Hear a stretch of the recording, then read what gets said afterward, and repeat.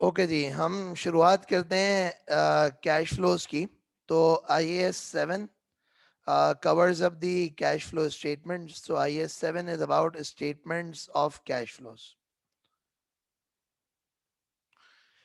अगर मैं थोड़ा सा बैकग्राउंड बताऊं about this IAS 7 statement of cash flows, तो देखें एक बात समझिएगा। जब भी हम फाइनेंशियल स्टेटमेंट्स बनाते हैं तो एक complete set of financial statement एक complete set of financial statement जो है ना, वो क्या होता है, उसको IAS 1 डिफाइन करता है। और उस complete set of financial statements में IAS 1 कहता है कि आपके पास स्टेटमेंट ऑफ कॉम्प्रिहेंसिव इनकम होती है, स्टेटमेंट ऑफ फाइनेंशियल पोजीशन होती है, स्टेटमेंट ऑफ कैश फ्लोज होता है, statement of changes in equity होता है, और आखिरी एक चीज जो होती है that is called notes to the financial statement. तो a complete set of financial statements include all of these things.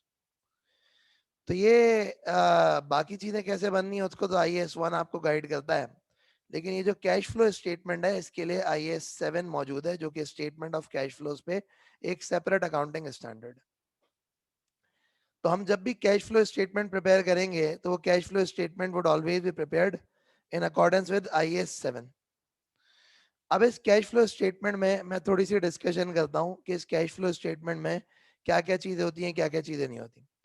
तो कैश फ्लो स्टेटमेंट जब हम प्रिपेयर करते हैं तो हम क्या करते हैं, हम कैश और कैश के साथ साथ कैश इक्विवेलेंट्स, मैं रिपीट करता हूँ, कैश और कैश के साथ साथ कैश इक्विवेलेंट्स जो है, इनकी मूवमेंट को हम रिकंसाइल करते हैं।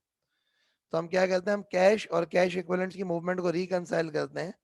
और रिकंसाइल करने से बेहतर वर्ड आप यूज कर लें कि इसको हम जो है ना एनालाइज करते हैं। एनालाइज करते हैं into what, into the operating activities, into investing activities and into financing activities. So जब भी हम कैश और कैश इक्विवेलेंट्स की मूवमेंट को एनालाइज करेंगे into the operating, into the investing, into the financing activity, तो कैश फ्लो स्टेटमेंट में हम करते ही हैं कि कैश और कैश इक्विवेलेंट्स की मूवमेंट को एनालाइज करते हैं। नाउ ये जो कैश है ये क्या है, ये तो हमें पता है कि चाहे आपके पास रुपी पड़े हुए हो, चाहे आपके डॉलर पड़े हुए हो, चाहे आपके पाउंड पड़े हुए हो, whatsoever that is going to be considered as cash. ये कैश इक्विवेलेंट्स क्या होते हैं? जब हम कैश इक्विवेलेंट्स की बात करते हैं तो कैश इक्विवेलेंट्स का मतलब ये होता है कि एनीथिंग इक्विवेलेंट टू कैश, यानी कि कैश की तरह की जो चीज होती है that is called cash equivalent. For example आपके पास चेक्स होते हैं ना, they are example of cash equivalents. आपके पास बॉन्ड्स होते हैं, आपके पास प्राइस बॉन्ड्स होते हैं। क्या होते हैं? प्राइस बॉन्ड्स होते हैं। So that is also considered to be equivalent to cash.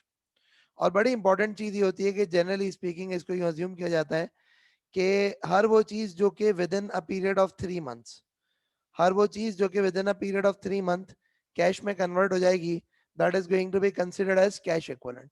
सो मैं रिपीट करता हूँ, हर वो चीज जो within a period of 3 month cash के अंदर कन्वर्ट हो जाएगी that is going to be considered as cash equivalent. जैसे लाइक फॉर एग्जांपल अक्सर और बेशतर ऐसा होता है, हम शॉर्ट टर्म इन्वेस्टमेंट्स करते हैं ट्रेजरी बिल्स वगैरह के अंदर। ट्रेजरी बिल्स किसको कहते हैं? गवर्नमेंट के जो बॉन्ड्स वॉन्ड्स होते हैं ना, उसको ट्रेजरी बिल्स कहते हैं।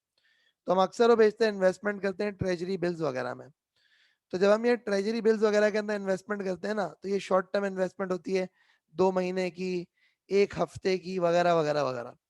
तो अगर आपके पास इस तरह की इन्वेस्टमेंट्स मौजूद हैं तो इस तरह की इन्वेस्टमेंट्स कैश इक्विवेलेंट्स की कैटेगरी में आ जाएंगी। आई रिपीट, अगर आपके पास इस तरह की इन्वेस्टमेंट्स मौजूद हैं तो इस तरह की इन्वेस्टमेंट्स आपकी कैश इक्विवेलेंट्स की कैटेगरी के अंदर आ जाएंगी। सही है ना? तो बेसिकली व्हाट हैपेंस इज कि हम क्या करते हैं, कैश और कैश इक्विवेलेंट्स की मूवमेंट को एनालाइज करते हैं। किस चीज में एनालाइज करते हैं? हम एनालाइज करते हैं between the operating, between investing, between financing activity. Now अब अगर हम थोड़ी सी मजीद डिस्कशन करें तो मजीद मामला क्या हैं उसकी हम बात करते हैं। तो देखो नेक्स्ट सिचुएशन ये है कि आपको एक बात समझनी पड़ेगी कि ये जो ऑपरेटिंग एक्टिविटीज होती हैं, ये ऑपरेटिंग एक्टिविटीज हम किसको कहते हैं? तो ऑपरेटिंग एक्टिविटीज की जब हम बात करते हैं तो ऑपरेटिंग एक्टिविटीज किसको कहा जाता है? ऑपरेटिंग एक्टिविटीज आपकी डे टू डे जो एक्टिविटीज होती हैं, आपकी जो रूटीन एक्टिविटीज होती हैं, उस डे टू डे एक्टिविटीज को, आपकी रूटीन एक्टिविटीज को क्या करा जाता है? आपकी डे टू डे एक्टिविटीज को, आपकी रूटीन एक्टिविटीज को ऑपरेटिंग एक्टिविटीज कहा जाता है। आपकी डे टू डे एक्टिविटीज को, आपकी रूटीन एक्टिविटीज को क्या कहा जाता है? ऑपरेटिंग एक्टिविटीज कहा जाता है।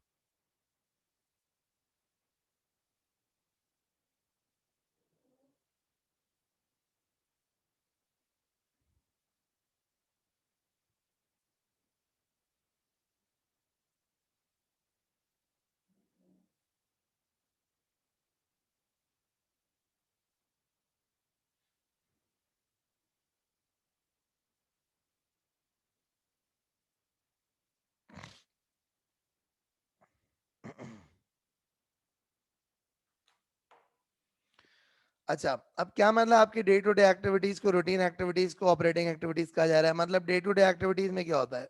गुड्स की सेल करना, गुड्स की परचेज करना, आपके हर दुनिया जहां की तरह के एक्सपेंसेस इंकर करना, टैक्सेस पे करना, यानी ये बिजनेस के एक normal day to day normal मामलात हैं जो काम कारोबार चलाने के लिए, जो काम कारोबार चलाने के लिए आपको जो मामलात करने पड़ते हैं, ये ऑपरेटिंग एक्टिविटीज में फॉलो करते हैं। सो आई रिपीट, काम चलाना है, कारोबार चलाना है, उसके लिए जो भी आप एक्टिविटीज करेंगे वो तमाम की तमाम एक्टिविटीज ऑपरेटिंग एक्टिविटीज की डेफिनेशन के अंदर आएंगी। एक बात तो ये होगी।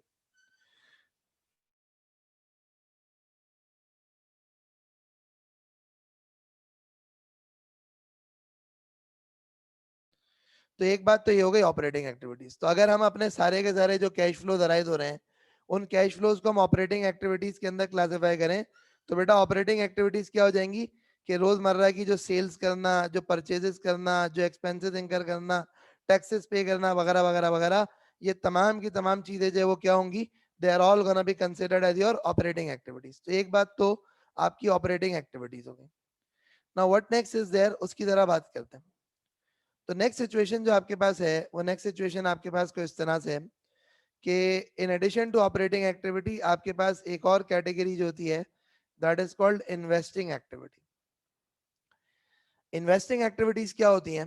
इन्वेस्टिंग एक्टिविटीज ये होती हैं कि नॉन करंट एसेट्स में आपने अगर इन्वेस्ट करा हुआ है, या उस इन्वेस्टमेंट के अंदर एडजस्टमेंट करेंगे, डाइवेस्टमेंट करेंगे, या उस इन्वेस्टमेंट्स के ऊपर कोई रिटर्न्स आएंगे, तो उन तमाम के तमाम को इन्वेस्टिंग एक्टिविटीज की कैटेगरी में शो करते हैं। क्या मतलब ये है कि आपने अगर कोई प्रॉपर्टी प्लांट एंड इक्विपमेंट खरीदा, या प्रॉपर्टी प्लांट इक्विपमेंट जना वो आपने बेचा, तो ये तमाम की तमाम चीजें, इसके कैश फ्लोज कहाँ पे आएंगे? इन्वेस्टिंग एक्टिविटी में। आपने जो है वो एक may be possible, let's say property plant equipment की मैंने आपको बात कर दी, आपने अगर किसी कंपनी के शेयर्स में इन्वेस्ट करा, तो शेयर्स में इन्वेस्ट करना is going to be considered as investing activity. फिर उसके बाद उस शेयर्स के ऊपर डिविडेंड्स आएंगे, so that is going to be investing activity. आपने किसी बिजनेस के अंदर आपने किसी कंपनी के बॉन्ड्स खरीदे, डिबेंचर्स खरीदे, तो ये तमाम की तमाम चीजें भी इन्वेस्टिंग एक्टिविटी में आएंगी, और इसका इंटरेस्ट जो आएगा वो भी इन्वेस्टिंग एक्टिविटी के अंदर आएगा। तो क्या हो गया? एक एक्टिविटी आपकी हो गई ऑपरेटिंग एक्टिविटी। क्या हो गया? रोज के रोज जो मामला होते हैं वो ऑपरेटिंग एक्टिविटीज में फॉलो करते हैं। इन्वेस्टिंग एक्टिविटीज क्या होती हैं? इन्वेस्टिंग एक्टिविटीज में जो है वो नॉन करंट एसेट्स की खरीदो फरोख्त is considered to be investing activity. Non current assets की खरीदो फरोख्त is going to be considered to be investing activity. अगली बात, जो थर्ड वन है, वो third one is actually termed as financing activity. मैं रिपीट करता हूँ, जो तीसरा है वो क्या कहलाता है? वो फाइनेंसिंग एक्टिविटी कहलाता है। वो फाइनेंसिंग एक्टिविटी क्या होती है उसकी मैं बात करता हूँ थोड़ी सी। तो फाइनेंसिंग एक्टिविटी के अंदर हम जब बात करते हैं, तो financing activity is what? Financing activity is the way the business is financed. I repeat, the way the business is finance, that is considered to be financing activity. क्या मतलब? जिस तरह से बिजनेस को फाइनेंस किया जाता है, बिजनेस को फाइनेंस किया जाता है, मतलब क्या है? मतलब ये है कि आप बिजनेस के लिए क्या करते हैं? आप इक्विटी शेयर्स इशू करते हैं, तो आप शेयर कैपिटल वगैरह इशू करते हैं। उसके अलावा आप बिजनेस के लिए लोन लेते हैं। तो अगर आपने क्या करा हुआ है, आपने अगर इक्विटी शेयर्स इशू किए हुए हैं, तो उस इक्विटी शेयर्स को इशू करने से लिए जितना भी शेयर कैपिटल आपने जनरेट किया है, जो भी शेयर कैपिटल की प्रोसीड्स हैं, जो भी डिविडेंड्स वगैरह आपने दिए हैं, ये तमाम की तमाम चीजें जो है वो फाइनेंसिंग एक्टिविटी में फॉलो करती हैं। आई रिपीट, ये तमाम की तमाम चीजें आपकी किस में फॉलो करती हैं?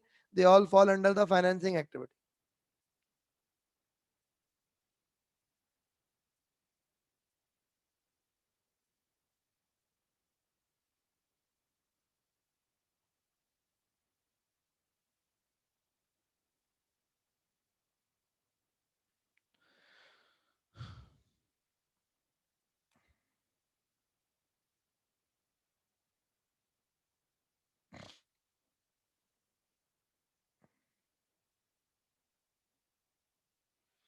अच्छा भाई, सिमिलरली हम अगर लोन्स वगैरह लेते हैं, कि हम बैंक से लोन ले लेते हैं, या हम कोई बॉन्ड्स वगैरह इशू कर देते हैं, तो उससे जो भी हमारे पास कैश फ्लोज आएंगे, वो तमाम के तमाम कैश फ्लोज भी फाइनेंसिंग एक्टिविटीज में आएंगे। क्यों? क्योंकि उसकी रीजन है कि आप एक बिजनेस की फाइनेंसिंग करा रहे हो, आप एक बिजनेस को ऑपरेट कर रहे हो, so that is going to be considered as financing activity. IS 7 में अगर आप जाएंगे ना, तो IS 7 आपको फाइनेंसिंग एक्टिविटी की डेफिनेशन ये देता है कि फाइनेंसिंग एक्टिविटी क्या किसको कहते हैं, कि any activity other than operating and investing. तो आपकी कोई भी एक्टिविटी जो कि ऑपरेटिंग और इन्वेस्टिंग एक्टिविटी से हट के है, that is going to be considered as your financing activity. I repeat, आपकी कोई भी एक्टिविटी है जो कि इन्वेस्टिंग एक्टिविटी से लेके और ऑपरेटिंग एक्टिविटी से हट के है, so that is going to be considered as your financing activity. तो देखें, जब हम बात करते हैं about this cash flow statements, तो उसमें एक चीज याद रखिएगा कि कैश फ्लो का कॉन्सेप्ट क्या है। कैश फ्लोज का कॉन्सेप्ट ये है कि आप क्या करेंगे, आप कैश और कैश इक्विवेलेंट्स की मूवमेंट को एनालाइज करेंगे, किसके अंदर, ऑपरेटिंग में, इन्वेस्टिंग में और फाइनेंसिंग में। ऑपरेटिंग क्या होती है, रोजमर्रा के जो मामला होते हैं वो ऑपरेटिंग इन्वेस्टिंग ऑपरेटिंग एक्टिविटी होती है। और इन्वेस्टिंग एक्टिविटी क्या होती है, इन्वेस्टिंग एक्टिविटी इज बेसिकली कि आप जो है मतलब यानी कि जहां भी नॉन करंट एसेट्स वगैरह में इन्वेस्ट करते हैं, so that is considered to be your investing activity. और तीसरी चीज जो है, that is considered to be your financing activity. और फाइनेंसिंग एक्टिविटी क्या है, बिजनेस की जो जो भी फाइनेंसिंग है, जो भी बिजनेस के अंदर जितना भी आपने पैसा जनरेट किया है, वो तमाम के तमाम फाइनेंसिंग एक्टिविटी के अंदर फॉल कर जाता है। So this is what investing, operating and financing activities are. सही है, यहाँ तक कोई सवाल आते हैं तो प्लीज पूछ लें। अब एक इंपॉर्टेंट चीज ये है कि ये कैश फ्लो स्टेटमेंट बनती कैसे है। तो देखें, जो आपके पास ऑपरेटिंग एक्टिविटीज है, उस ऑपरेटिंग एक्टिविटीज को आप दो तरीके से प्रिपेयर कर सकते हैं।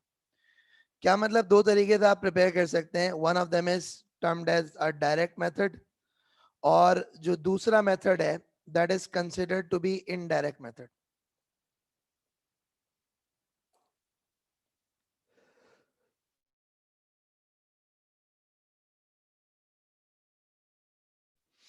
ये डायरेक्ट मेथड और ये इनडायरेक्ट मेथड क्या होता है, इसकी तरह हम बात करते हैं। तो अगर आपको कैश फ्लो स्टेटमेंट प्रिपेयर करने को आ जाए ना डायरेक्ट मेथड से, तो डायरेक्ट मेथड से और इनडायरेक्ट मेथड से, तो उसमें सिर्फ याद रखना है, ये जो ऑपरेटिंग एक्टिविटीज हैं, ये डायरेक्ट इनडायरेक्ट मेथड के ऊपर ना, इसके ऊपर अप्लाई होता है। पूरे के पूरे कैश फ्लो स्टेटमेंट में डायरेक्ट इनडायरेक्ट मेथड अप्लाई नहीं होता। सिर्फ किस पे अप्लाई होता है, सिर्फ और सिर्फ ऑपरेटिंग एक्टिविटीज पे डायरेक्ट इनडायरेक्ट मेथड अप्लाई हो रहा होता है। अच्छा, अब now what exactly is it, let's talk. अगर मैं बात करूं इस केस में, तो डायरेक्ट मेथड में क्या होता है, डायरेक्ट मेथड में होता ये कि हम जो है वो एक्चुअल जो कैश फ्लोज है ना, इनफ्लो और आउटफ्लो, उसको निकाल के उसको एस्टेब्लिश करके लिख रहे होते हैं। वेयर इनडायरेक्ट मेथड में क्या होता है, इनडायरेक्ट मेथड में होता है कि हम प्रॉफिट को इस्तेमाल करते हुए, प्रॉफिट को बेस बनाते हुए हम कैश फ्लो तक पहुंचते हैं। आई रिपीट, एक होता है भाईजान डायरेक्ट मेथड, एक होता है इनडायरेक्ट मेथड। डायरेक्ट मेथड क्या है और इनडायरेक्ट मेथड क्या है। डायरेक्ट मेथड में ये होता है कि आप कैश इनफ्लोज, कैश आउटफ्लोज, ये सब कुछ लिख रहे होते हैं। और इनडायरेक्ट मेथड क्या होता है, इनडायरेक्ट मेथड ये होता है कि आप क्या करते हैं, आप प्रॉफिट से उठ के कैश फ्लो पे जाते हैं।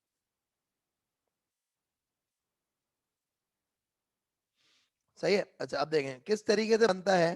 तो मैं इस वक्त IAS 7 का स्टेटमेंट ऑफ कैश फ्लोज का एक मेरे सामने हैंड आउट मौजूद है।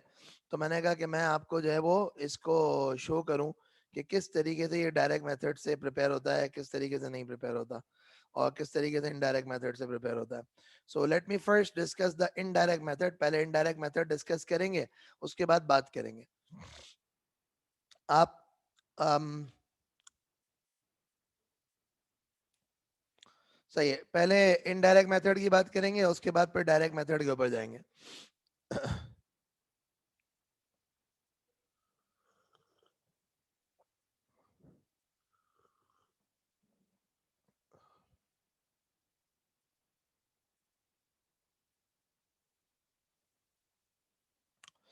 देखें, पहली चीज तो ये है कि अगर हम बात करें तो इनडायरेक्ट मेथड को समझने के लिए सबसे इंपॉर्टेंट चीज है कि आपको ये समझना पड़ेगा कि आपका जो प्रॉफिट एंड लॉस अकाउंट है, वो प्रॉफिट एंड लॉस अकाउंट कैसे बनता है। तो प्रॉफिट एंड लॉस अकाउंट के अंदर सिचुएशन ये है कि आप क्या करते हैं, आप कहते हैं सेल्स, आप कहते हैं कि cost of goods sold, cost of goods sold के बाद आपके पास आता है ग्रॉस प्रॉफिट, ग्रॉस प्रॉफिट के बाद आपके पास दुनिया जहाँ के एक्सपेंसेस आ जाते हैं। वो दुनिया जहाँ के एक्सपेंसेस क्या आते हैं, सैलरी का एक्सपेंस है, आपके पास मार्केटिंग का एक्सपेंस है, आपके पास जो है वो डेप्रिसिएशन का एक्सपेंस है, डेप्रिसिएशन, अमोर्टाइजेशन, इम्पेयरमेंट वगैरह वगैरह वगैरह वगैरह, ये सब कुछ माइनस होने के बाद आपके पास आता है पीबीआईटी। क्या आता है? पीबीआईटी। तो profit before interest and tax. उसके बाद इसमें इंटरेस्ट माइनस करते हैं तो प्रॉफिट बिफोर टैक्स आता है, और प्रॉफिट बिफोर टैक्स में भी टैक्स माइनस करते हैं तो हमारा प्रॉफिट आफ्टर टैक्स आता है। तो ये आपके पास, this is how the profit and loss account is prepared. अब पता है क्या, ये मैं प्रॉफिट एंड लॉस अकाउंट की बात क्यों कर रहा हूँ, उसकी रीजन है कि मुझे आपको एक्सप्लेन करना है कि इस प्रॉफिट एंड लॉस अकाउंट को इस्तेमाल करते हुए, इस प्रॉफिट एंड लॉस अकाउंट को इस्तेमाल करते हुए किस तरीके से आप जो है ना वो कैश फ्लो पे पहुंचते हो।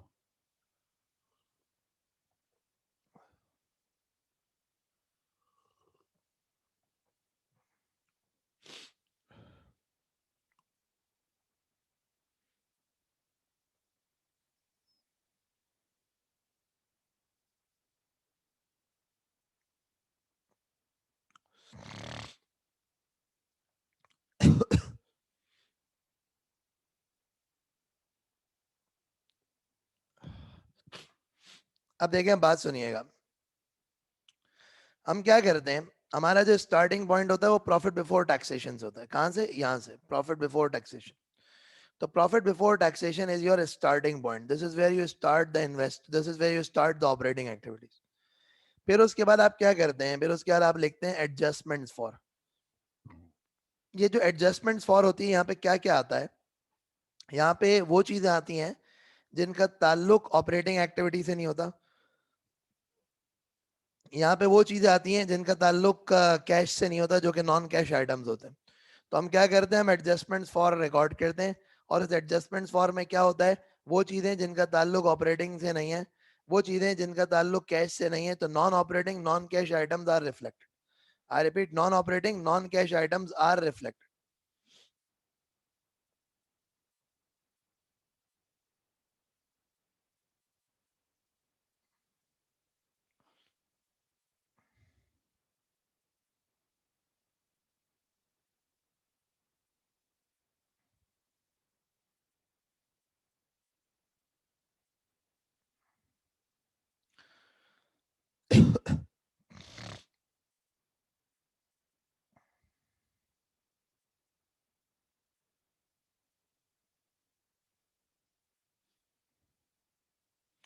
अच्छा भाई, जैसे कि लाइक फॉर एग्जांपल अगर हम डेप्रिसिएशन की बात करते हैं, तो डेप्रिसिएशन के अंदर जरा कॉन्सेप्ट समझिएगा कि डेप्रिसिएशन तो आपका नॉन कैश आइटम होता है, सही है। इस नॉन कैश आइटम ने आपके प्रॉफिट को कम कर दिया, यानी ये जो डेप्रिसिएशन है इसने आपके प्रॉफिट को कम कर दिया। हम कह रहे हैं हम तो प्रॉफिट से जा रहे हैं कहाँ पे? कैश पे। हम तो प्रॉफिट से जा रहे हैं कैश पे। अब ये तो डेप्रिसिएशन ने कम कर दिया ना, तो आप इसको क्या करेंगे, आप इसको ऐड बैक कर देंगे, क्योंकि आप कहेंगे यार इसने प्रॉफिट को कम कर दिया है, मुझे प्रॉफिट को बढ़ाना है, मुझे प्रॉफिट को बढ़ाना है। सही है, आपने कहा इसने प्रॉफिट को कम कर दिया, मुझे प्रॉफिट को बढ़ाना है।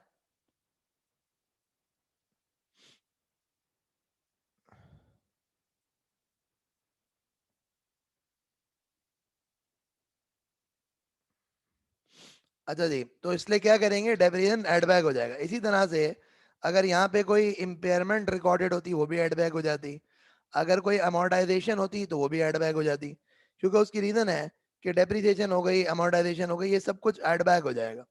अरे भाई, डेप्रिसिएशन हो गई, अमोर्टाइजेशन हो गई, ये सब कुछ ऐड बैक हो जाएगा। Now what next is there, उसकी तरह कुछ थोड़ी सी बात करते हैं। द नेक्स्ट सिचुएशन इज कि अगर हम इसमें मजीद डिस्कशन करें तो मजीद मामला क्या है और क्या नहीं है। Next in is the foreign exchange loss. What exactly do we consider by foreign exchange loss? इसको मैं आपको थोड़ा सा एक्सप्लेन कर देता हूँ कि foreign exchange loss क्या होता है। देखें, फॉर एग्जाम्पल मेरे पास रिसीवेबल था $1,000 का, और जब मैंने सेल करी तो उस वक्त एक्सचेंज रेट जो था वो उस वक्त एक्सचेंज रेट ₹150 का था। तो अगर मैं इसको मल्टीप्लाई करूं तो ये 150,000 रुपीज हो जाता। आज ईयर एंड के ऊपर मैं कह रहा हूं आपको कि आपका एक्सचेंज रेट ₹140 हो गया। तो ये जो $1,000 है, ये अब 1,40,000 रुपये हो जाएंगे। क्या हो जाएंगे सर? 1,40,000 रुपये हो जाएंगे। तो इसका मतलब है कि आपको ₹10,000 का ना आपका रिसीवेबल कम हो जाएगा। यानी आप सिंपल सी इसकी एंट्री पास करोगे, PNL debit 1 lakh, PNL debit 10,000 रुपए और कॉरेस्पॉन्डिंगली रिसीवेबल क्रेडिट बाय 10,000 रुपए। बात सही है, समझ में आती है बात? आप क्या करेंगे, पीएनएल डेबिट रिसीवेबल क्रेडिट 10,000 रुपए 10,000 रुपए।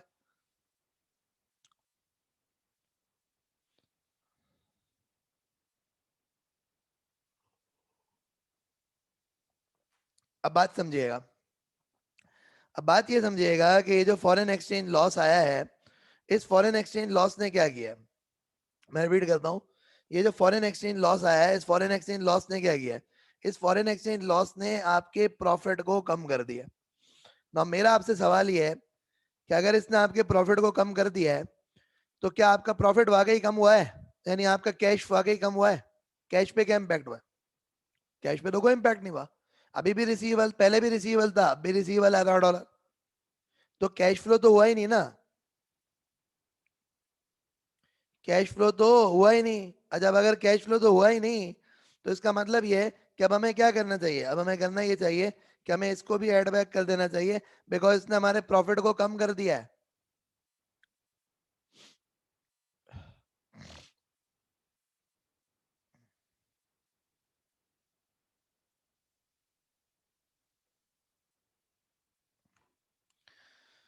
अच्छा भाई, नेक्स्ट सिचुएशन जो है ना वो ये है कि यहाँ पे एक और चीज आ गई which is called investment income. मैं इसका आपको थोड़ा सा एक्सप्लेन करता हूँ, इन्वेस्टमेंट इनकम क्या है। देखें, आपने एक कंपनी के शेयर्स में इन्वेस्ट करा, उस कंपनी ने आपको डिविडेंड दिया। अब ये शेयर्स में इन्वेस्ट करना एक इन्वेस्टिंग एक्टिविटी है, तो ये जो डिविडेंड है, ये डिविडेंड भी एक इन्वेस्टिंग एक्टिविटी है। सो देयरफॉर मैंने आपसे कहा था कि यहाँ पे ये जो एडजस्टमेंट फॉर होता है, यहाँ पे non operating non cash items की एडजस्टमेंट होती है। मैं रिपीट करता हूँ, मैंने आपको कहा था कि ये जो नॉन ऑपरेटिंग यानी ये जो आपके पास चीज होती है, this is non operating non cash. आप समझ रहे हैं? यानी कि जो ऑपरेटिंग एक्टिविटी से जिनका ताल्लुक नहीं है, कैश से जिनका ताल्लुक नहीं है, उनको हटा दो। तो अब मसला ये है कि यार ये तो इन्वेस्टमेंट इनकम, तो ये इन्वेस्टिंग एक्टिविटी है, इससे प्रॉफिट बढ़ रहा है, इसको कम करो बिकॉज ये नॉन ऑपरेटिंग है। क्या है ये नॉन ऑपरेटिंग है। अब बात सुनना, फिर हम क्या करेंगे, इन्वेस्टमेंट इनकम को यहां से रिमूव करेंगे और हम क्या करेंगे, हम इन्वेस्टिंग एक्टिविटी में जितना इंटरेस्ट रिसीव किया उसको ऐड बैक कर देंगे, जितना डिविडेंड रिसीव किया उसको ऐड बैक कर देंगे। तो यानी कि क्या हुआ, यानी कि देखें, पीएनएल जब बनता है ना तो एक्रूअल बेसिस पे बनता है। आई रिपीट, पीएनएल जब बनता है तो पीएनएल एक्रूअल बेसिस पे बनता है। तो ये आपके पास क्या थी, ये आपके पास एक्रूड इनकम थी। ये वो इनकम थी जो आपकी रिसीवेबल इनकम थी, ये आपने अर्न कर ली थी, एक्रूड इनकम है। लेकिन एक्चुअल जो आपको रिसीव हुआ है, वो आपको रिसीव 400 रुपए हुए हैं। तो आपने यहाँ पे नीचे कैश इनफ्लो, जो कैश इनफ्लो है, वो कैश इनफ्लो यहाँ पे शो कर दिया, और एट द सेम टाइम जो ऊपर इंटरेस्ट इनकम थी या डिविडेंड इनकम थी उसको आपने रिमूव कर दिया।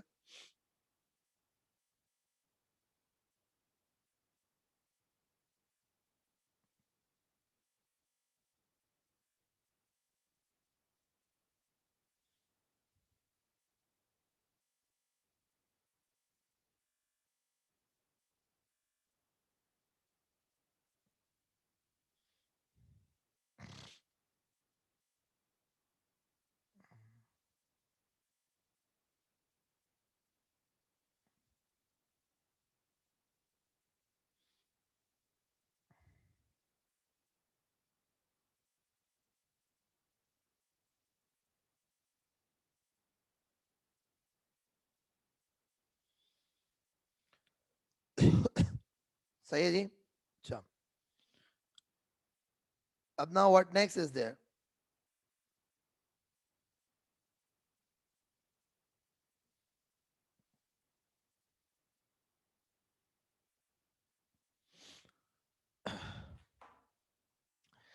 तो एक बात तो ये हो गई। अच्छा जी, अगली बात करते हैं और अगली डिस्कशन करते हैं। एक है इंटरेस्ट एक्सपेंस। देखें, मेरी बात सुनिएगा, ये हमने पीएनएल बनाया ना, इसमें इंटरेस्ट एक्सपेंस भी माइनस हुआ हुआ है, इसने प्रॉफिट को कम कर दिया। अच्छा, अब इंटरेस्ट एक्सपेंस के साथ भी एक प्रॉब्लम है। वो इंटरेस्ट एक्सपेंस के साथ क्या प्रॉब्लम है वो मैं आपको एक्सप्लेन कर देता हूँ। इंटरेस्ट एक्सपेंस के साथ प्रॉब्लम ये है कि जब हम इंटरेस्ट एक्सपेंस की बात करते हैं ना, तो उस इंटरेस्ट एक्सपेंस में एक बहुत बड़ा मसला ये है कि जो एक्चुअल एक्सपेंस होता है और जो एक्चुअल कैश पेड होता है वो मेजोरिटी ऑफ द केसेस के अंदर डिफरेंट होता है, they are not equal to each other. I repeat, जो इंटरेस्ट एक्सपेंस होता है और जो इंटरेस्ट पेड होता है, मेजोरिटी ऑफ द केसेस के अंदर, I repeat, majority of the cases के अंदर they are not equal to each other.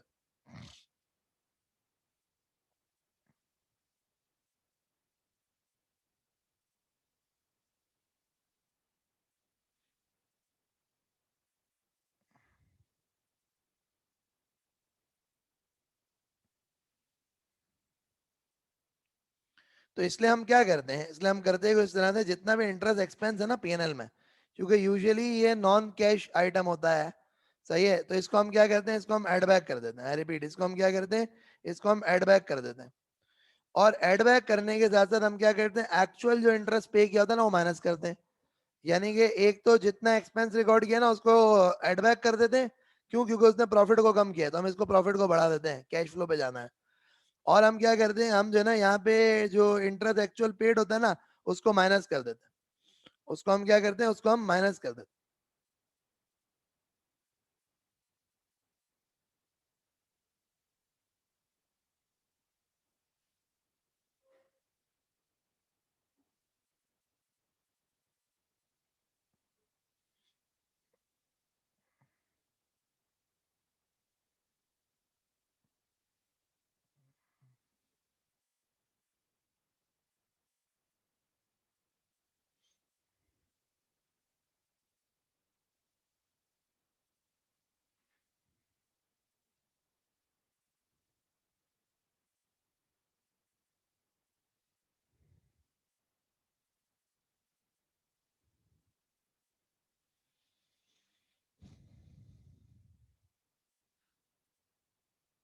सही है, यहाँ तक क्लियर है। अच्छा, तो ये क्या हो गया, ये एडजस्टमेंट फॉर, मेरे ख्याल में अब आपको समझ में आ गया होगा कि हम क्यों डेप्रिसिएशन को एडबैक करते हैं। और मैंने आपको कहा सिर्फ डेप्रिसिएशन एडबैक नहीं होगी, डेप्रिसिएशन के साथ साथ जो है आपके पास जो भी कोई नॉन कैश आइटम वाइटम होगा, तो उस नॉन कैश आइटम वाइटम को भी आप एडबैक करेंगे।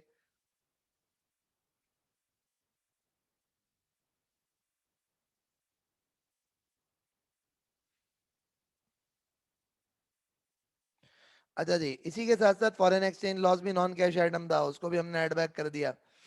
देन फिर उसके साथ साथ जो है ना मजीद एक और चीज है कि ये इंटरेस्ट एक्सपेंस का मैंने आपको बता दिया कि इंटरेस्ट में क्या नॉन कैश क्या कैश, ये सारी चीजें मैंने आपको एक्सप्लेन कर दी। तो हमने ये सब कुछ कवर अप कर लिया कि एडजस्टमेंट्स फॉर क्या होते हैं। अच्छा, अब ये तीन चीजें हैं, इनको हम क्या कहते हैं, इनको हम कहते हैं वर्किंग कैपिटल चेंजेस। क्या कहते हैं, वर्किंग कैपिटल चेंजेस। मैं इसमें आपको थोड़ा सा कॉन्सेप्चुअली पहले बता देता हूँ, इनफैक्ट पहले रट्टा लगवा देता हूँ फिर कॉन्सेप्चुअली काम करते हैं।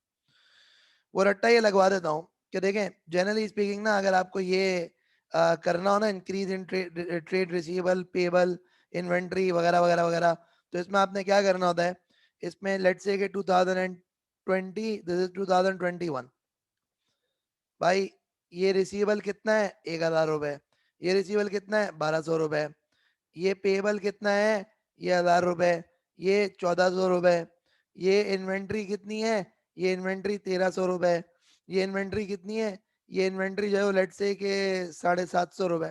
सही है, अब देखें बात समझिएगा, हो ये रहा है कि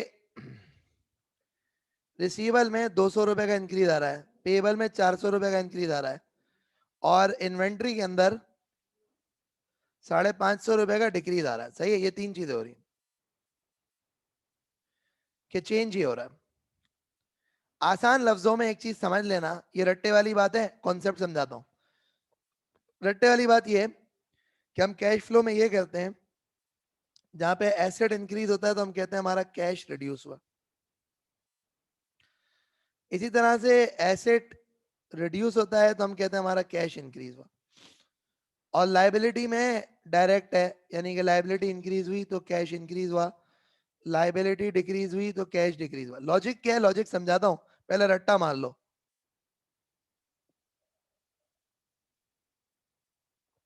वो क्या है, वो है ये कि भाई एसेट इंक्रीज तो कैश इंक्रीज, मतलब क्या हुआ, मतलब देखो मेरी बात सुनो, अगर ये रिसीवल में इंक्रीज आ रहा है ना, तो रिसीवल के इंक्रीज को, मेरे पास रिसीवल क्या है, एक एसेट है, एसेट इंक्रीज हो रहा है तो कैश डिक्रीज हो रहा है, इसको मैं कैश फ्लो स्टेटमेंट में 200 रुपए माइनस शो करूंगा।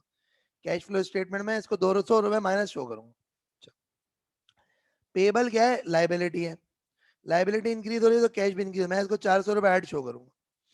इन्वेंट्री क्या है, एसेट है, एसेट डिक्रीज हो रहा है तो कैश इंक्रीज हो रहा है, मैं इसको 550 इनफ्लो शो करूंगा। सो आप ये याद रख लीजिए कि कैश फ्लो स्टेटमेंट प्रिपेयर करते हुए आपने ये काम करना है कि एसेट इंक्रीज तो कैश डिक्रीज, एसेट डिक्रीज तो कैश इंक्रीज, लाइबिलिटी इंक्रीज तो कैश इंक्रीज, लाइबिलिटी डिक्रीज तो कैश डिक्रीज, ये वाला रट्टा लगा लो। यहाँ देखो एग्जाम, ये देखो आईएएस में भी यही ट्रीटमेंट की हुई है। कॉन्सेप्ट क्या है, कॉन्सेप्ट समझाता हूँ।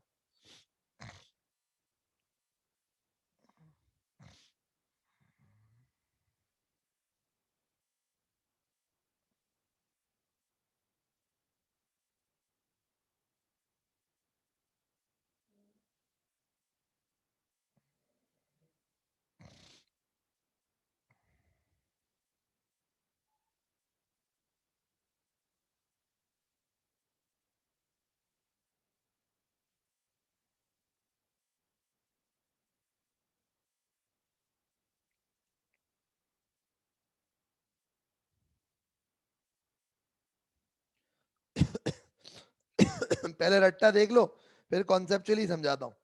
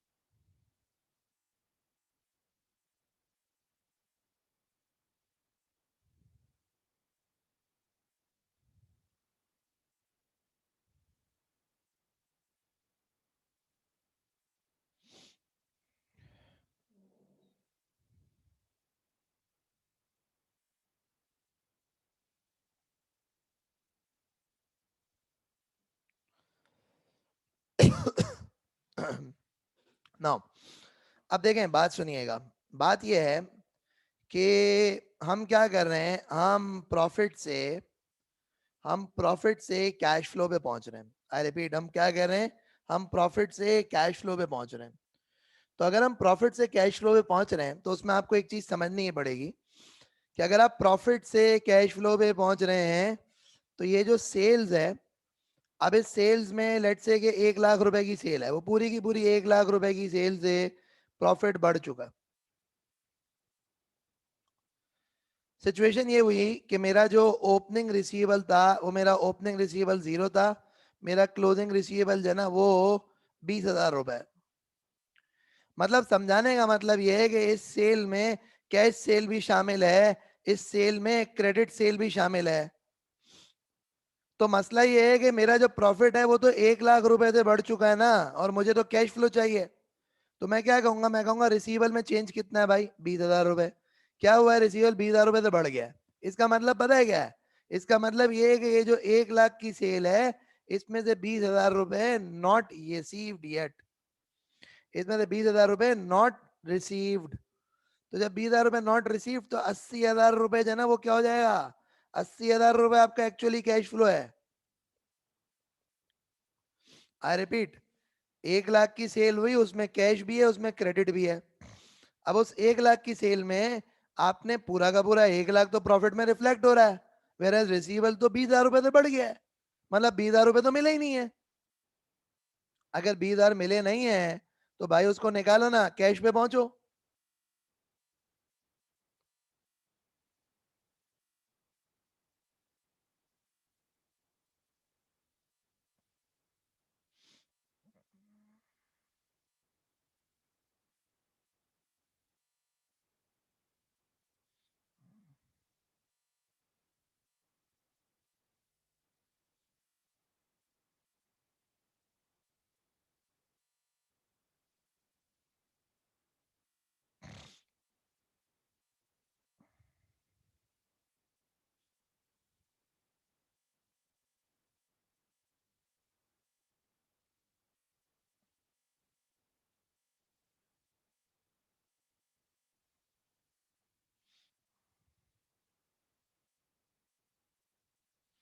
सही है, यहाँ तक क्लियर है। तो इसलिए हम क्या करते हैं, हम कहते हैं भाईजान इसमें तो ये रिफ्लेक्ट हो रही है, लेकिन एक्चुअली ये पैसे आपको मिले नहीं है।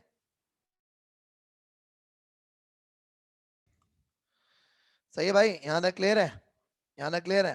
अच्छा जी, ना देखें, तो बेसिकली देखो ये रीजन होता है कि ये जो ना यहाँ पे ये तो हम रूल्स लगा देते हैं, ये रट्टे लगते हैं, लेकिन इसके पीछे लॉजिक क्या है, वो लॉजिक मैंने आपको समझा दी। सेल में लाख रुपए रिफ्लेक्ट हो रहे हैं, उसमें कैश सेल भी है, उसमें क्रेडिट सेल भी है। कैश सेल के पैसे तो मिल गए, क्रेडिट में ये 20,000 रुपए नहीं मिले, तो नहीं मिले तो कैश फ्लो में 80,000 आना चाहिए। यानी ये जो इंक्रीज इन रिसीवेबल है 20,000 का, इससे तुम अपने प्रॉफिट को कम करो, यानी कि कैश पे पहुंचने के लिए इसको कम कर दो। सेम इसी तरह के कॉन्सेप्ट इन्वेंट्री और पेबल के हैं, कि इन्वेंट्री और पेबल के इम्पैक्ट जो पीएनएल में आ चुके होते हैं, उसको नलिफाई करने के लिए हम जो भी नॉन कैश मूवमेंट होती है उसको नलिफाई करने के लिए हम लेके जाते हैं। तो खैर देखें जी, अब क्या हुआ, ये आपने ऑपरेटिंग एक्टिविटीज में प्रॉफिट बिफोर टैक्सेशन से शुरू किया, शुरू करने के बाद एडजस्टमेंट करी, फिर रिसीवेबल पेबल वगैरह की सब कुछ एडजस्टमेंट हुई, कैश जनरेटेड फ्रॉम ऑपरेशन है। फिर जितना एक्चुअल इंटरेस्ट पे किया, यानी कि जितना एक्चुअल इंटरेस्ट पे किया, उस एक्चुअल इंटरेस्ट को आपने माइनस कर दिया, और जितना एक्चुअल टैक्स पे किया उसको भी माइनस कर दिया, तो ये आपका क्या आ गया, net cash from operating activities. मैं रिपीट करता हूँ, ये क्या आ गया आपके पास, net cash from operating activities.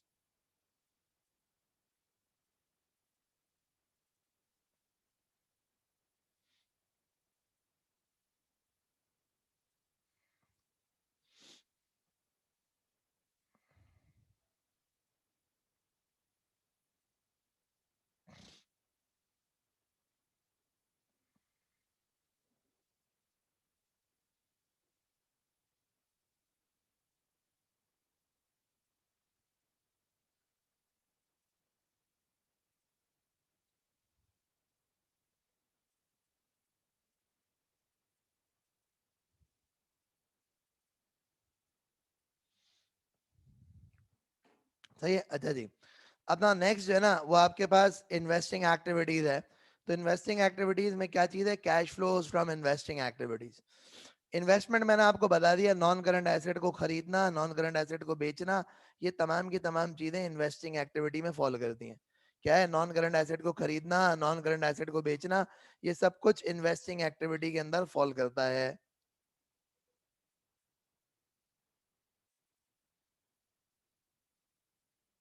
अच्छा भाई, अब ना व्हाट नेक्स्ट इज देयर, उसको जरा समझना।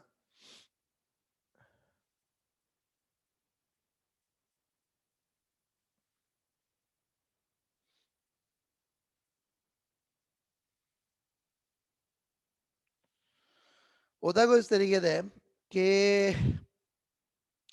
Acquisition of subsidiary x net of cash acquired 550। तुमने एक बिजनेस खरीदा, सब्सिडरी खरीदी, यानी एक किसी बिजनेस में इन्वेस्टमेंट करा, 1,000 रुपए की इन्वेस्टमेंट करी, उस कंपनी की बैलेंस शीट में 450 का कैश मौजूद था।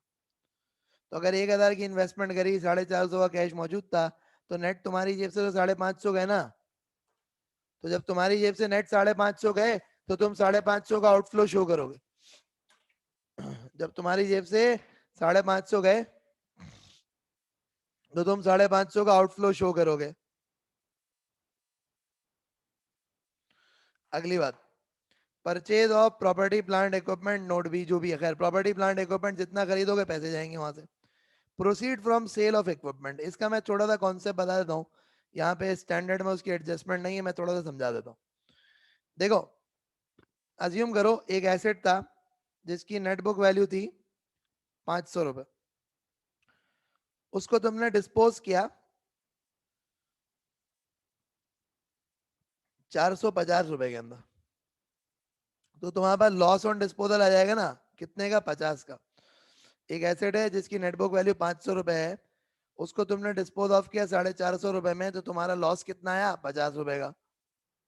हाँ सही है। अब देखो, अब होता क्या है, अब होता है कुछ तरीके से कि हमारे पीएनएल में 50 रुपए का लॉस बुक हुआ होता है। तो हम जब कैश फ्लो स्टेटमेंट बनाएंगे तो हम ऑपरेटिंग एक्टिविटी में क्या करेंगे, हम ऑपरेटिंग एक्टिविटी में ये जो लॉस ऑन डिस्पोजल है 50 रुपए का, इसको ऐड बैक कर देंगे। आप कहोगे क्यों? क्योंकि इस लॉस की वजह से तुम्हारा प्रॉफिट डाउन हो चुका है ना, तो तुम्हें इसको कैश बढ़ाना पड़ेगा भाई। ये तो ये नॉन ऑपरेटिंग आइटम है, ये इन्वेस्टिंग का आइटम है, इससे ऑपरेटिंग एक्टिविटी क्यों फर्क कर रहे हो? लॉस ऑन डिस्पोजल हटा दो, बढ़ा दो, आपसी ऐड बैक कर दो। और जो तुम्हारी इन्वेस्टिंग एक्टिविटी आएंगी, उस इन्वेस्टिंग एक्टिविटी में तुम क्या करोगे? उस इन्वेस्टिंग एक्टिविटी में तुम डिस्पोजल की जो प्रोसीड्स हैं, वो डिस्पोजल की प्रोसीड लिख दोगे 450 की।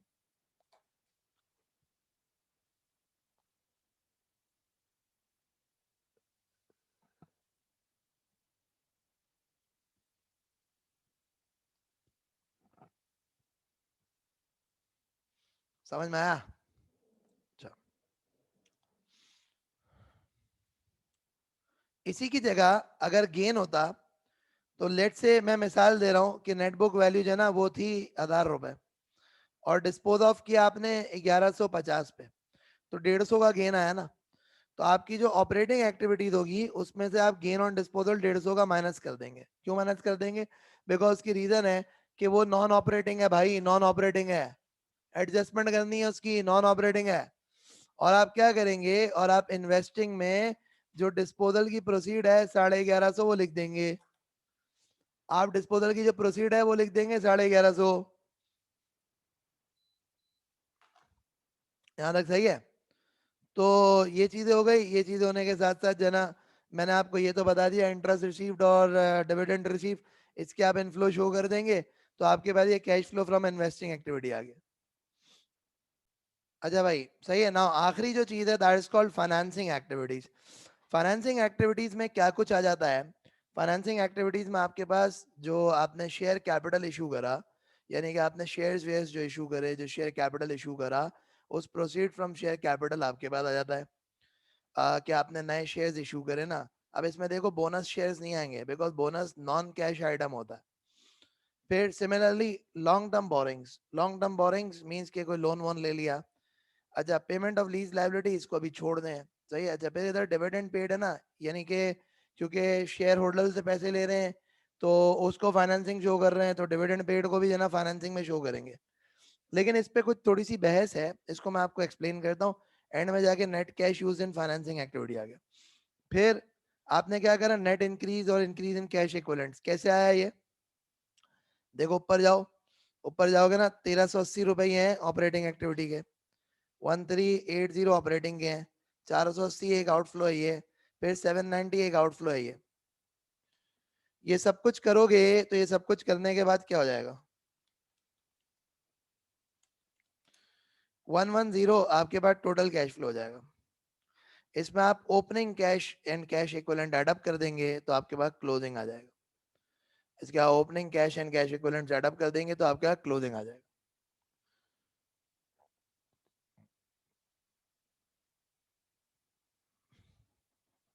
तो अगर मैं थोड़ा सा कैश फ्लो स्टेटमेंट को सम अप कर दूं, तो कैश फ्लो स्टेटमेंट को मैं समझता हूं कि मैं आपके सामने यहाँ पे एक एक्सेल पे अगर कैश फ्लो स्टेटमेंट बना दूं, तो आपके सामने एक कॉन्स्टिट्यूशन आ जाएगी कैश फ्लो स्टेटमेंट की, कि how is this cash flow statement constructed. तो ये आपके पास क्या आएगी? पहले इन्वेस्टिंग एक्टिविटीज आएंगी। इन्वेस्टिंग एक्टिविटीज में आप कहाँ पे शुरू करेंगे? प्रॉफिट बिफोर टैक्स पे। 1000 रुपए का या 10,000 रुपए का जो भी प्रॉफिट बिफोर टैक्स आ गया, इसमें आपकी एडजस्टमेंट्स फॉर आएंगी। क्या चीज की एडजस्टमेंट फॉर आएंगी? जैसे like for example depreciation, non cash items वगैरह वगैरह की। उसके अलावा जो है ना गेन ऑन डिस्पोजल, और उसके अलावा जो है वो लॉस ऑन डिस्पोजल। उसके अलावा जो है इन्वेस्टमेंट इनकम, इंटरेस्ट एक्सपेंस।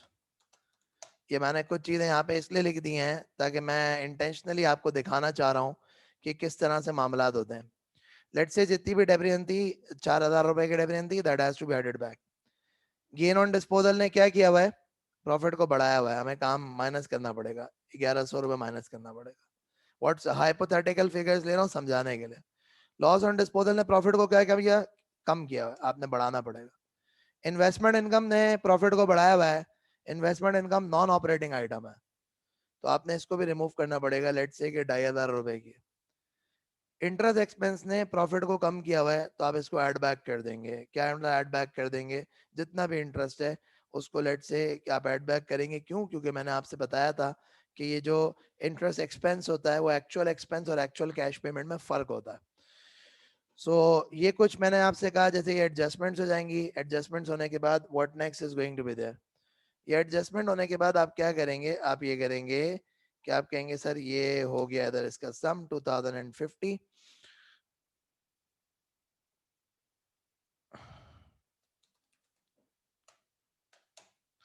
फिर आपके पास यहाँ पे वर्किंग कैपिटल चेंजेस आ जाएंगी। तो वर्किंग कैपिटल चेंजेस में मैंने आपको रट्टा भी बताया, मैंने आपको कॉन्सेप्ट भी बताया।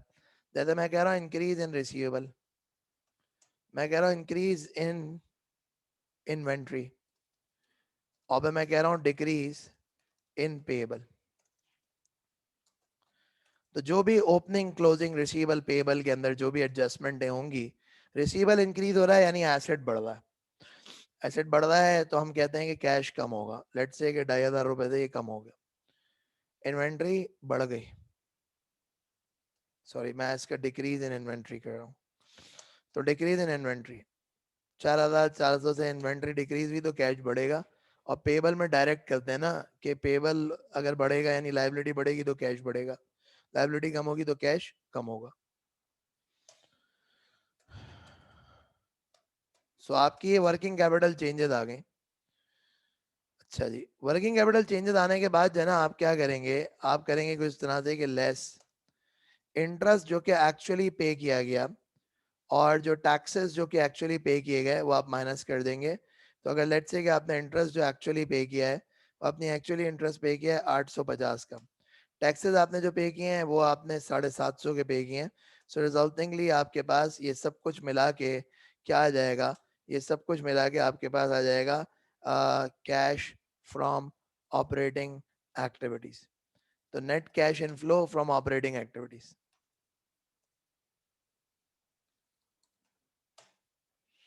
सही है जी। तो मैंने ये इसलिए डेमोन्स्ट्रेट किया है ताकि मैं चाह रहा था कि आपको थोड़ा सा एक जना आपके सामने कैश फ्लो स्टेटमेंट बने तो आपको ज्यादा अंदाजा हो कि हाँ भाई कैश फ्लो स्टेटमेंट में क्या कुछ हो रहा होता है। देखें जरा प्लीज, यहाँ तक सही है तो फिर मैं आगे बढ़ूं, नेक्स्ट स्टेप पे जाऊं।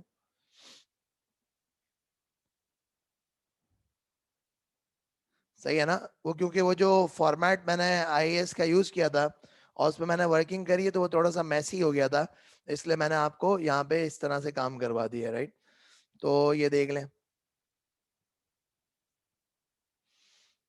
अच्छा, अब इसी तरह से यहाँ पे हम क्या करेंगे, यहाँ पे हम करेंगे कुछ तरह से कि हम एक जो है ना वो इन्वेस्टिंग एक्टिविटी, सॉरी यार देखो तुम लोग भी नहीं बोल रहे हो हैं, मैं इन्वेस्टिंग लिख रहा हूँ तुम लोग भी पढ़ रहे हो, को बोल नहीं रहा है, ऑपरेटिंग है ये, इन्वेस्टिंग नहीं है।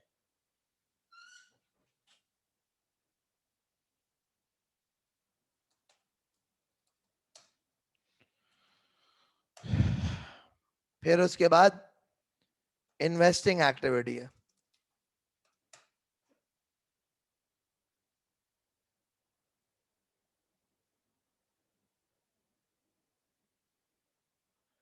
इन्वेस्टिंग एक्टिविटीज की अगर हम बात करते हैं तो इन्वेस्टिंग एक्टिविटीज में वही है कि investment, PPE purchased, PPE disposed, investment in shares, investment in bonds, interest income, interest received, dividends received, net cash flow from investing activities. So अगर आपने पीपी परचेज किया है, सो लेट्स से कि आपने पीपी परचेज किया है 11,000 रुपए का। आपने पीपी डिस्पोज ऑफ किया है, उस पर आपको 7,500 का इनफ्लो मिला है। आपने शेयर्स में इन्वेस्टमेंट करी है 6,000 रुपए की।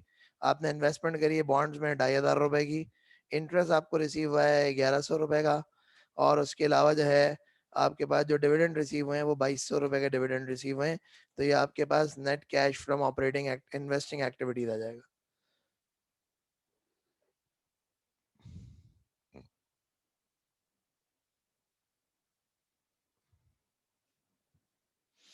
अच्छा जी, तो ये तो आपके पास हो गया investing activity. And then what happens is you have got the financing activities. तो फाइनेंसिंग एक्टिविटीज में shares issued, loan obtained, loan repaid, dividends paid.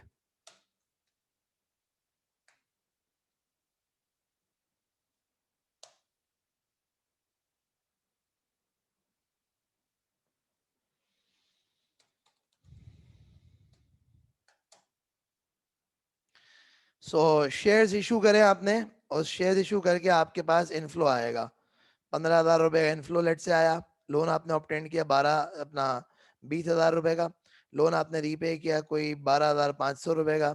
Dividends आपने पे किए 3,000 रुपए के। तो resultingly what happens is this is what it is. So फिर आप क्या करेंगे, आप कहेंगे net cash generated during the year. So उसमें आपके पास सारे कैश आ जाएंगे ना, ऑपरेटिंग एक्टिविटीज का, इन्वेस्टिंग एक्टिविटीज का, फाइनेंसिंग एक्टिविटीज का। Net cash generated during the year, उसमें ऐड कर देंगे opening cash and cash equivalents. So assume करें वो है कोई 11,000 रुपए का। सो आपके पास आ जाएगा closing cash and cash equivalents. So this is going to be this plus this. ये आपके पास closing cash and cash equivalents आ जाएगा। और ये कैश आपकी बैलेंस शीट में रिफ्लेक्ट हो रहा होगा। और ये कैश आपकी बैलेंस शीट में रिफ्लेक्ट हो रहा होगा।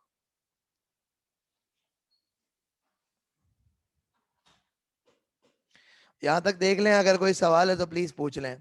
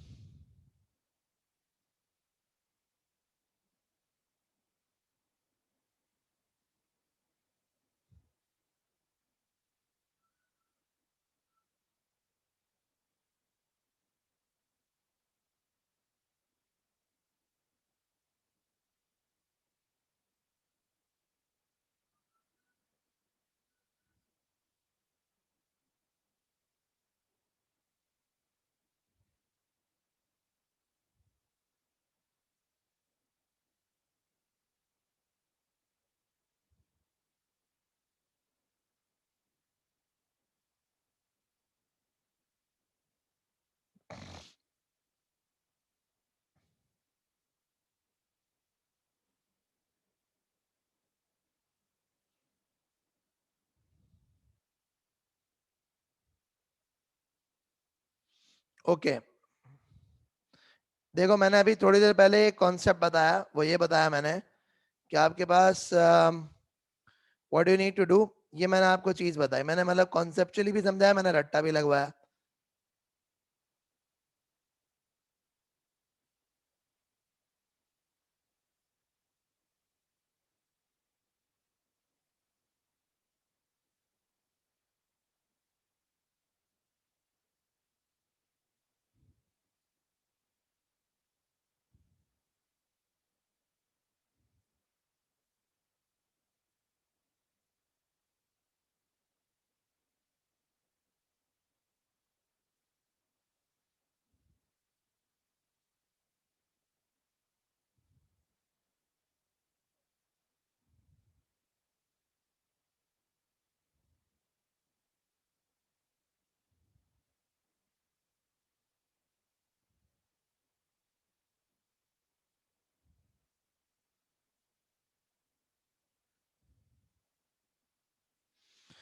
क्या एसेट इंक्रीज हो रहा है तो कैश डिक्रीज हो रहा है? एसेट डिक्रीज हो रहा है तो कैश इंक्रीज हो रहा है, और लाइबिलिटी इंक्रीज है तो कैश इंक्रीज है, लाइबिलिटी डिक्रीज है तो कैश डिक्रीज है। इसका मैंने थोड़ी देर पहले कॉन्सेप्ट भी समझाया, राइट?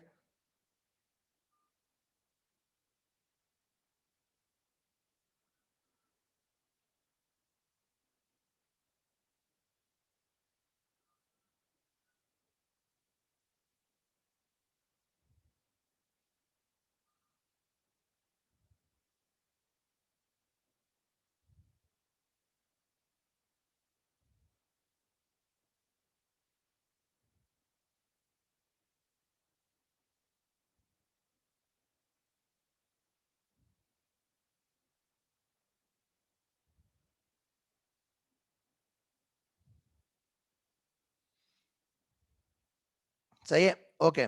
चले अब आगे बढ़ते हैं।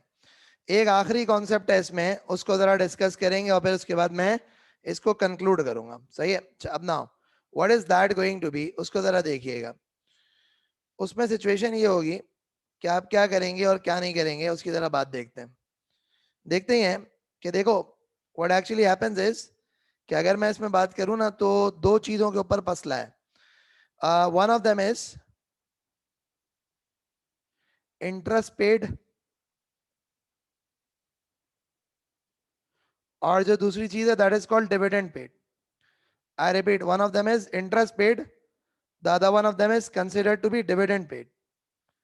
What is interest paid, what is dividend paid? Let's talk, let's discuss.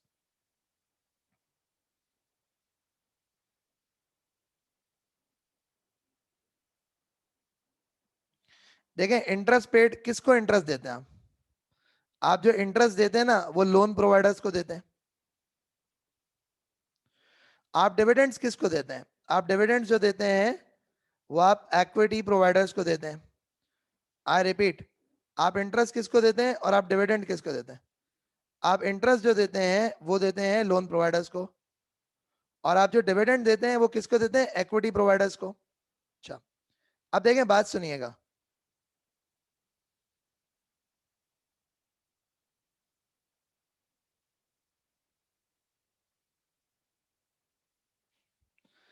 होता यह है कि क्या इसको ऑपरेटिंग एक्टिविटीज में शो करें या इसको फाइनेंसिंग एक्टिविटीज में शो करें? आई रिपीट, क्या इसको ऑपरेटिंग एक्टिविटीज में शो करें या इसको फाइनेंसिंग एक्टिविटीज में शो करें? Now let's just try to have an understanding, let's try to discuss. आप इसको दोनों जगह पे शो कर सकते हैं, क्योंकि देखें, तो आप लोन किस लिए ले रहे हैं, आप जो इक्विटी ले रहे हैं वो किस लिए ले रहे हैं? This is all something for the financing of the business. But इसको फाइनेंसिंग एक्टिविटी में शो करने की लॉजिक तो समझ में आती है कि हम लोन ले रहे हैं तो इसलिए हम कर रहे हैं। अच्छा, इसको ऑपरेटिंग एक्टिविटीज में शो करने की लॉजिक समझ नहीं आती। तो मैं देखो आपको छोटी सी एक बात समझाता हूँ, वो ये है कि हम ये पैसा ले किसके ले रहे हैं? हम ये पैसा ले रहे हैं ऑपरेशंस के लिए। मैं रिपीट करता हूँ, हम ये पैसा ले किसके रहे हैं? हम ये पैसा ले रहे हैं ऑपरेशंस के लिए।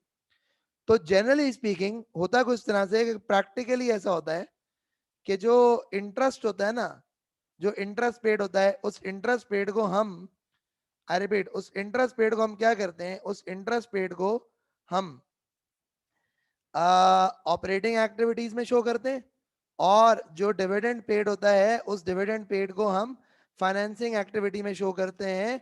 क्योंकि जनरली अजम्पशन ये होती है, जनरली अजम्पशन ये होती है कि जो लोन है, आई रिपीट, जनरली अजम्पशन ये होती है कि जो लोन लिया जाता है वो डे टू डे ऑपरेशंस के लिए लिया जाता है, शॉर्ट टर्म मामलात के लिए किया जाता है।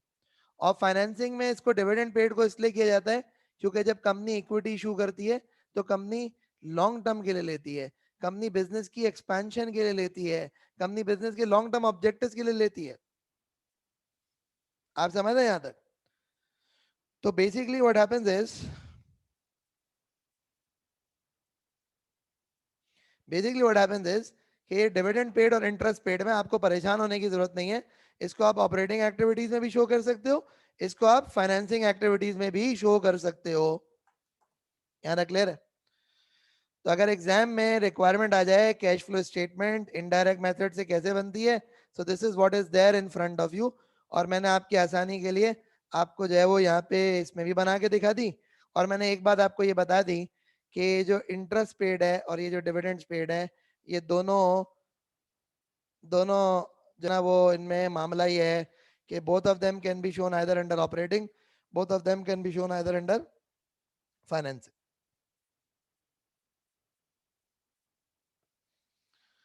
सही है जी. Okay, so we are done with the concept of statement of cash flows.